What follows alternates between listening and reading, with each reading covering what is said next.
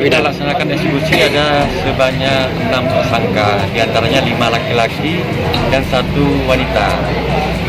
Jadi dari 6 tersangka ini 2 kasus judi, 4 kasus zina. Hukuman cambuknya apa? Jadi hukuman cambuknya bervariasi. Kalau dari judi 35 kali, ada 2 orang atas nama tersangka Andi Azhar dan Safrijal. Dua-duanya selesai dilaksanakan eksekusi hari ini. Dan ada 4 terpidana atas nama M. Ilyas. Dari hukuman 100 yang sanggup dijalani sebanyak 45. Dan juga ada pidana penjara selama 48 bulan.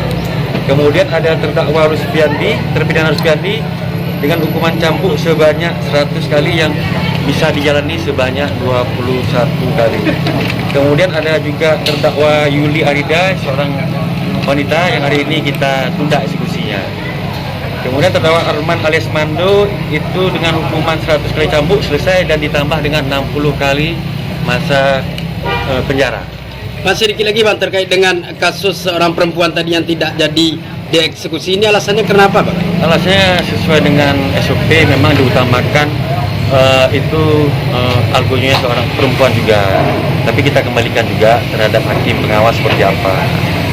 Terkait yang sisa tadi yang belum dilakukan, kapan dieksekusi lagi nih? Nanti kami tunggu kita koordinasi dengan pihak terkait juga dari Satpol PP dan Dinas Islam kapan akan kita laksanakan eksekusi terhadap tunggakan terpidana wanita tadi.